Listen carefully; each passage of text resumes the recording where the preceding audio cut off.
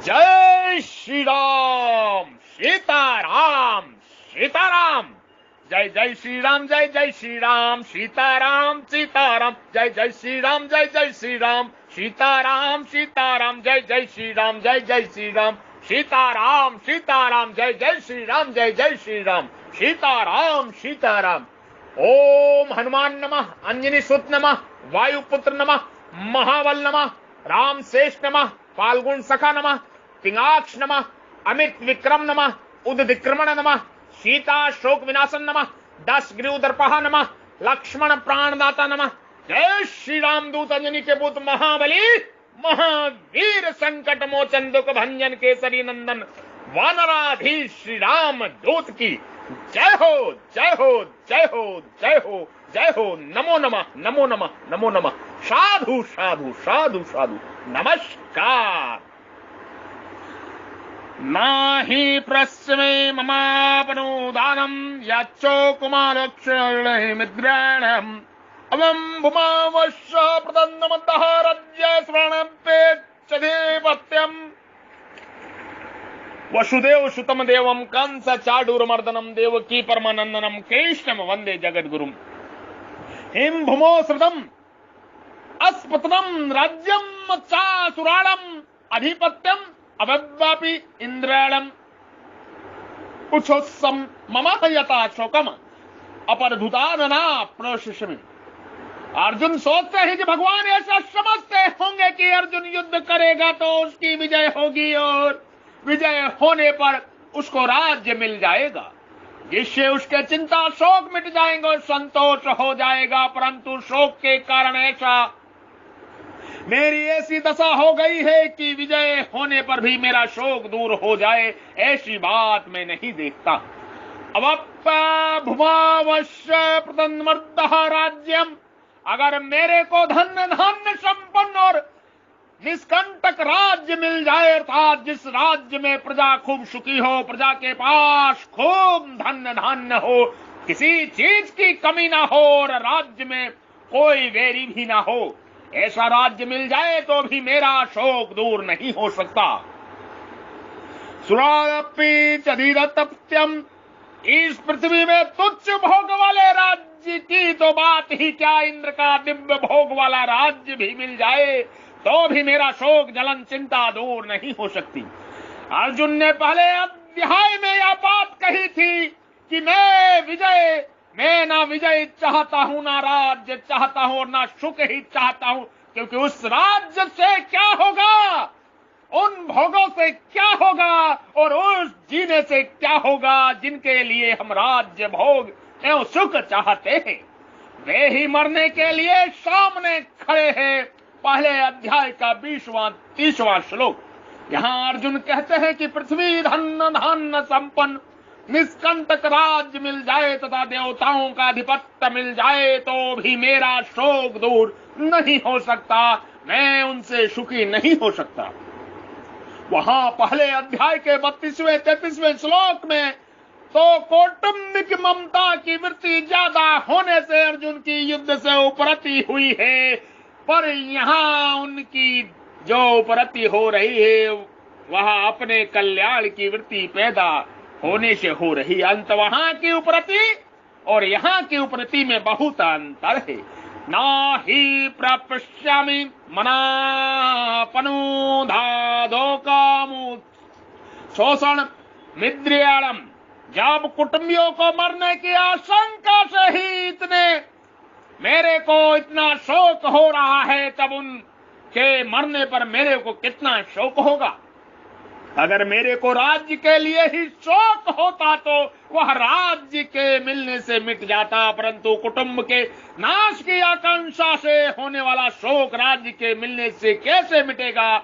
शोक का मिटना तो दूर रहो, प्रतित शोक और बढ़ेगा, क्योंकि युद्ध में सब मारे जाएंगे तो मिले हुए राज्य को कौन भोगेगा, वह किसके काम आएगा। अतः पृथ्वी का राज और स्वर्ग का आधिपत्य मिलने पर भी इंद्रियों को सुखाने वाला मेरा शोक दूर नहीं हो सकता, मेरा शोक दूर नहीं हो सकता। अर्जुन इस प्रकार कह रहे हैं।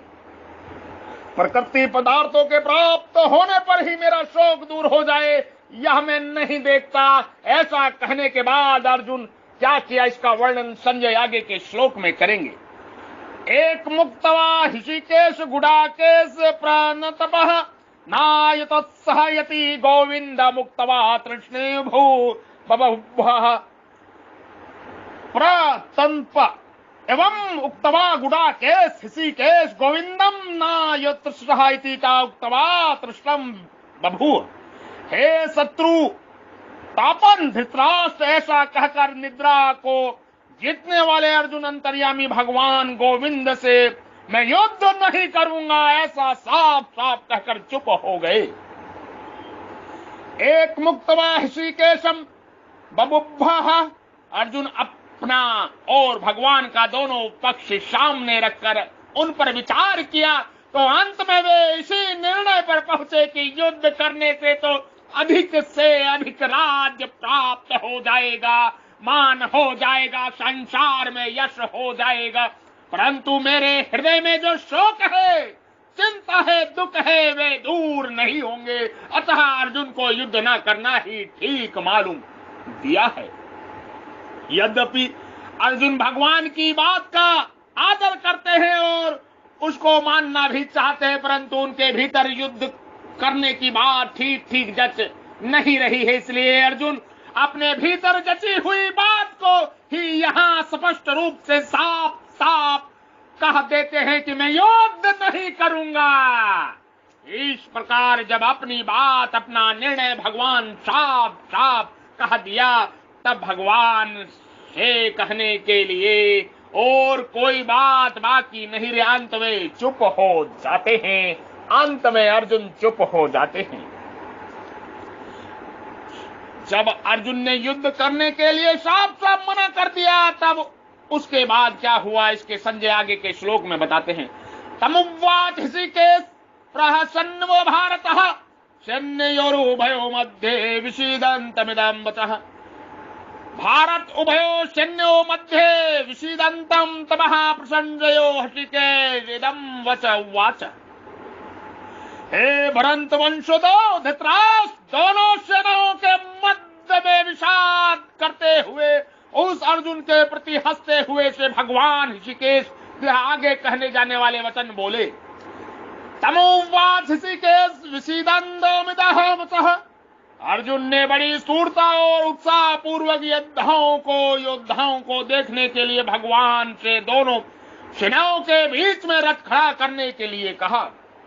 अब वहीं पर अर्थात दोनों सेनाओं के बीच में अर्जुन विषाद मगन हो गए। वास्तव में होना वह यह चाहिए था कि मैं जिस उद्देश्य के लिए आए थे उस उद्देश्य के अनुसार युद्ध के लिए खड़े हो जाते, परंतु उस उद्देश्य को छोड़कर अर्जुन चिंता शोक में फंस गए। अंत अब दोनों सेनाओं के बीच में ही भगवान शोक मगन अर्जुन को उपदेश देना आरंभ करते हैं।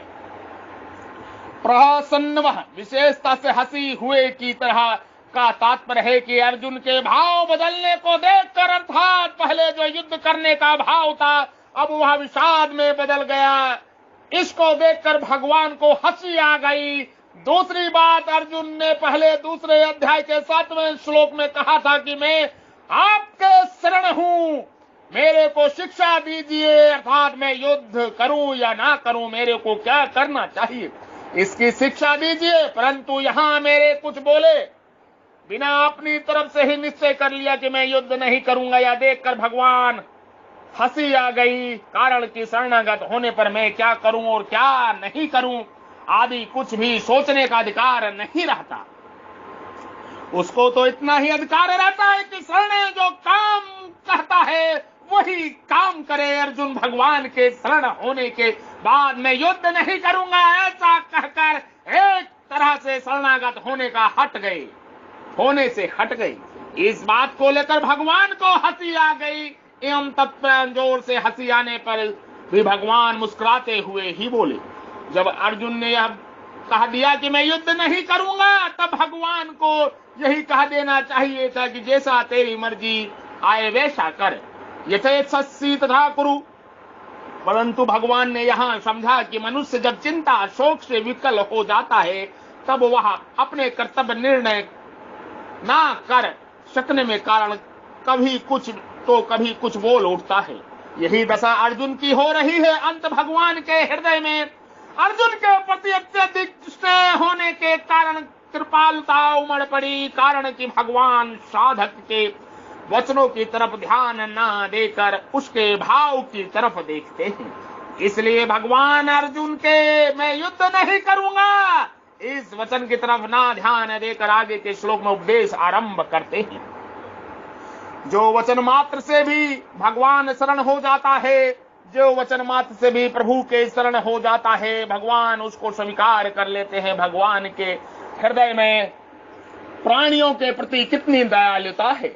ऋषिकेश कहने का तात्पर्य है कि भगवान अंतर्यामी हैं, अर्थात प्राणियों के भीतरी भाव को जानने वाले हैं। भगवान अर्जुन के भीतरी भाव को जानते हैं कि अभी तो कौटुंबिक मोह के वेग से कारण राज्य मिलने से अपना शोक मिटता ना दिखने के कारण यह कह रहा है कि मैं युद्ध नहीं करूंगा, परंतु जब इसको स्वयं चेत होगा तब यह बात ठहरेगी नहीं और मैं जैसा कहूंगा वैसा ही यह करेगा। इदम वच्च उवाच पद से केवल उवाच कहने से ही काम चल सकता था, क्योंकि उवाच के अंतर्गत ही वच पद का अर्थ आ जाता है। अंत वच पद देना पुनरुक्ति दोष दिखता है, परंतु वास्तव में यह पुनरुक्ति दोष नहीं है, प्रत्युत इसमें एक विशेष भाव भरा हुआ है। अभी आगे श्लोक में भगवान जिस रहस्यमय ज्ञान को प्रकट करने में उसे सरलता सुबोध भाषा में समझाते हुए बोलेंगे, उसकी तरफ लक्ष्य करने के लिए यहाँ उच्च पद दिया गया है। धर्म भूमि कुरुक्षेत्र के एक भाग में कौरव सेना खड़ी है और दूसरे भाग में पांडव सेना खड़ी है। दोनों सेनाओं के मध्य भाग में श्वेत घोड़े से युक्त एक महान रथ खड़ा है। उस रथ के एक भाग में भगवान श्री कृष्ण बैठे हैं और एक भाग में अर्जुन के निमित्त मनुष्य मात्र का कल्याण करने के लिए भगवान अपना अलौकिक उपदेश आरंभ करते हैं और सर्वप्रथम शरीर तथा शरीरी के विभाग का वर्णन करते हैं। जय जय श्री राम। शोकविष्ट अर्जुन को शोक निवृत्ति उपदेश देने के लिए भगवान आगे के प्रकरण में उपदेश करेंगे। जय जय श्री राम।